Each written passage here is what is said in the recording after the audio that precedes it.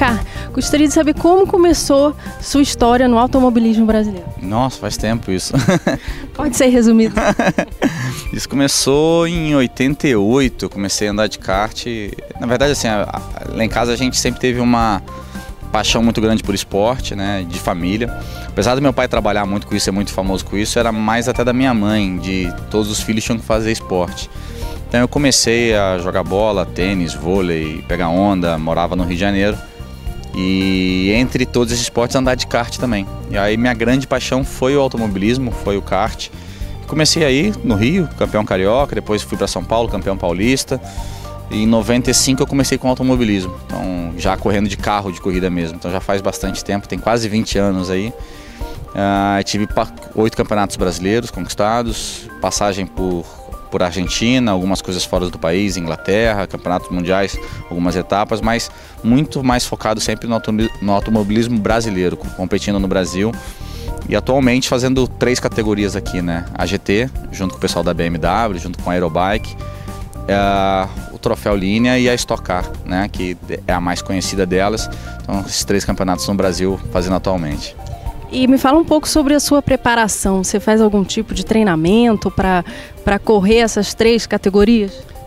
Bastante, mas no final das contas acaba sendo mais a competição. Estava até conversando um pouquinho com o pessoal aqui, que eu tenho agora em agosto um final de semana livre, em setembro outro e depois corrida até dezembro. Então eu corro todos os finais de semana. Então a preparação é muito mais dentro do carro, é a prática do esporte do que realmente fora. Toda semana a categoria que vem, porque cada carro tem um jeito de dirigir, cada cidade um jeito diferente, muito mais a parte técnica e psicológica do que até mesmo física. A física é dentro do carro de corrida, atuando todos os finais de semana, que eu ainda, além das 3 no Brasil, eu ainda faço uma categoria na Argentina que eu não compito regularmente, eu vou de vez em quando. Tem um final de semana livre, eu acabo correndo no campeonato argentino também, então é todo final de semana competindo. Então, o que você costuma fazer nos seus finais de semana livres e no seu tempo livre? Assim, o que você gosta de fazer quando não está correndo? Ficar em casa, parar de viajar um pouco. Final de semana livre meio difícil, né? Esse ano foram 5 finais de semana livres desde março até dezembro. Então, final de semana para mim é sinônimo de trabalho. Quando eu tenho um livre, eu gosto de ficar em casa, aproveitar um pouco. Moro no Rio, perto da praia, gosto muito de onde eu moro, então eu tento ficar um pouquinho em casa. Os dias livres, eu sou um cara que gosta de praticar esporte, mas sou muito caseiro, então não acabo ocupando o dia com trabalho, né? Que nem aqui, hoje é um dia de semana, acabo fazendo algumas relações públicas, entrevistas, compromisso com patrocinador. E quando não tenho tempo livre, vou até a oficina, planejamento do carro. O carro não está na pista, mas a gente está trabalhando para a corrida. Então, acabo tendo minha segunda e terça-feira, que são meus finais de semana um pouco livre em casa, e o resto é só trabalho. Eu gostaria que você falasse um pouco sobre o automobilismo no Brasil. Como que você vê, principalmente as categorias iniciantes, como kart? Na sua visão, falta algum tipo de incentivo, de investimento? Falta muito incentivo, né? Hoje a gente tem uma produção menor de quantidade de pilotos que a gente tinha no passado. Antigamente você ia na Europa, qualquer categoria tinha ali 10 brasileiros andando. Você ia na Europa, estava cheio de brasileiro morando lá e correndo nas diversas categorias. E muito brasileiro chegando na Fórmula 1. Hoje a gente já não vê tanto isso. Tem poucos brasileiros no exterior, porque as categorias de base carecem de infraestrutura. O automobilismo top melhorou, né? A Stock Car cada vez mais as pessoas sabem o que é.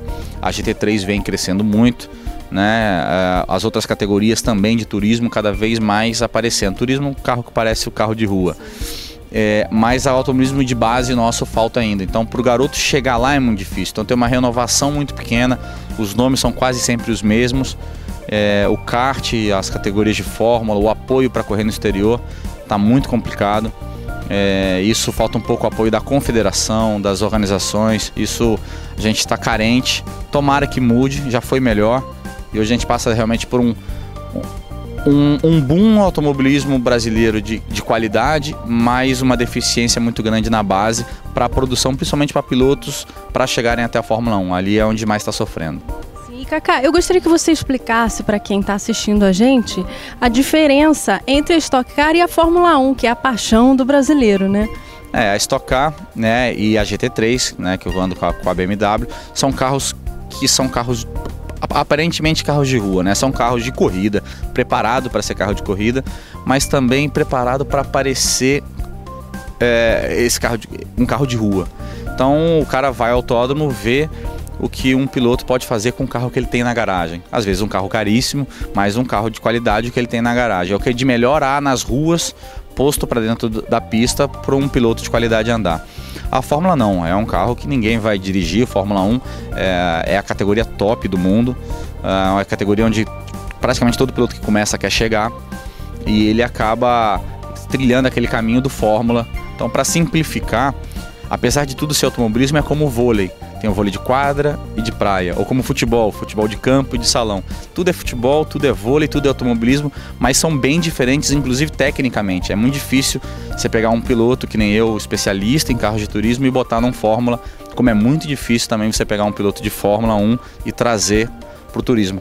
Vai andar bem, mas vai demorar alguns anos para se adaptar, porque tem diferenças técnicas bastante grandes. Você falou sobre os sonhos dos pilotos. Qual é o seu sonho hoje? Acredito que no início tenha sido a Fórmula 1. E hoje, qual é? Eu vou te falar que bem no começo era, quando eu andava de kart até os 15, 16 anos, depois que eu comecei a entender automobilismo um pouco melhor, meu sonho era ser profissional do automobilismo e poder viver do automobilismo. E se eu pudesse viver do automobilismo morando perto da minha casa, do meu país, melhor ainda. Então eu acho que eu consegui realizar esse sonho. A Fórmula 1 vai ser sempre a coqueluche do automobilismo, todo mundo vai ver, é a paixão, mas hoje, graças a Deus, a gente pode viver bem do automobilismo, ser profissional em outras áreas. Me diz uma coisa, nesses seus anos de automobilismo, você já passou algum medo, alguma fase assim difícil? Sempre, sempre. Fase difícil para um piloto é ficar fora da pista, né? Então, quando a gente se machuca ou quando falta um patrocínio, que isso acontece também, né? Quando você é um esporte muito caro e que você depende de patrocinadores, então isso dificulta um pouco. Então essa é a parte mais difícil. E medo é acidente. Então a gente aprende a lidar com esse medo ao longo dos anos. A gente passa a ter, não medo, mas um respeito pela velocidade, pelo que a gente está fazendo e tomando uma série de precauções. E o seu pai? Ele costuma falar das suas corridas? Ah, você foi bem, você foi mal? Ele costuma... Como que é a relação entre vocês dois assim? De filho e pai, normal. É como qualquer outro piloto tem com seu pai, né? É lógico que eu corro e depois meu pai me liga. Dificilmente ele está no autódromo, quase nunca ele está presente. Durante a carreira toda foi assim, né? Ele tem outras coisas para fazer no final de semana, ou uma corrida de Fórmula 1, ou um jogo de futebol. Dificilmente ele vai no autódromo. Mas eu tenho certeza que depois da corrida os pais de todos os pilotos ligam, independente se o piloto tem 20 anos ou 40, né? Liga o pai, a esposa, a mãe. Então é normal, é isso, mas sem nenhum palpite, sem nenhuma cobrança. Ele liga para saber como foi, como um pai, para saber dos resultados. Ele é especialista em transmitir a emoção no esporte, em estar ali na cabine. Eu sou especialista em estar dentro do carro, então não me meto no trabalho dele. Ele também não se mete não, e vai como um pai, um torcedor. Gostaria até que ele pudesse comparecer mais. Você vê a família dos pilotos muito presente nos autódromos, e acaba que ele acaba tendo oportunidade. Eu faço mais de 40 corridas no ano e ele vai a 1, 2 no ano pelo trabalho dele. Quando ele vai é bem bacana e sabe se comportar. Se comporta como um pai, torce, grita, fica bravo, mas fica lá no cantinho dele assistindo e torcendo pelo filho. Certo. E no seu dia a dia, que tipo de carro que você gosta de dirigir? Assim, quando você vai comprar um carro, o que você procura nesse carro? Você vê o design, é o conforto, é a potência? Que tipo de carro você curte? Esportivo. A esportividade é o que eu curto. Eu tenho uma M3, é o carro que eu ando no meu dia a dia. Então é um carro bem potente, bem esportivo, é um carro para quem gosta de qualidade nesse aspecto, né? É um carro elegante, é um carro com bastante qualidade também, refinado, mas não é só nisso que eu procuro. Eu gosto por mais que a gente não possa correr, de saber que ali eu tenho a potência, fazer uma ultrapassagem numa estrada, saber que tem, eu curto a esportividade. Então, em casa eu tenho 2 carros, então eu tenho uma caminhonete, né? A esposa usa mais a caminhonete, eu uso mais qualquer coisa, desculpa para tirar a M3 da garagem, para poder andar, seja aí jantar na esquina, a caminhonete acaba ficando parada. Então eu curto mais a esportividade de um carro, apesar de estar todo dia dentro de um carro de corrida. Quando eu saio, não quero só o conforto não, eu quero sentir que eu tenho praticamente um carro de corrida nas mãos na rua também.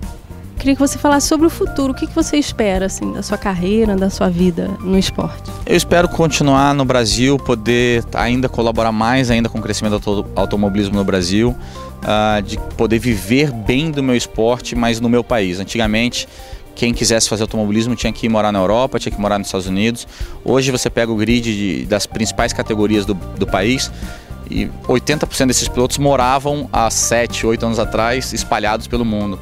Pilotos como Ricardinho Maurício, que estava na Espanha, meu irmão que estava na Itália, Max Wilson, que estava na Austrália, Vitor Meira, que estava nos Estados Unidos, eu morava em Buenos Aires, estava na Argentina. Então você pega todo mundo que estava em outros países e acabam estar no Brasil. Então acho que para o futuro é isso.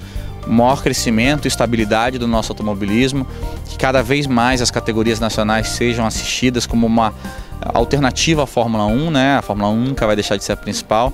Então poder ser profissional e viver disso no Brasil, morando em casa, perto da família, perto dos amigos, não estar precisando morar num país, passando um frio danado, longe dos amigos, comendo comida estranha. Eu acho que isso é o sucesso do nosso automobilismo, e poder fazer parte disso é uma alegria.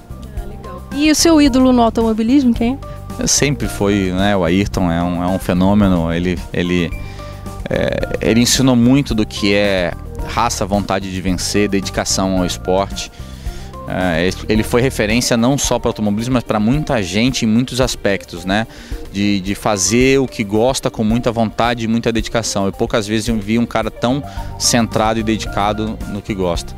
E tenho uma parte que é um pouquinho mais direcionada ao meu, que é o Ingo Hoffmann, que é 12 vezes campeão da Stock Car, um cara números imbatíveis no país e que também fazia um automobilismo no Brasil com uma qualidade absurda. Então acho que esses dois caras são referências dentro do meu esporte, e que até hoje, se você parar para pensar e analisar a carreira deles, ainda tem bastante para aprender com os dois.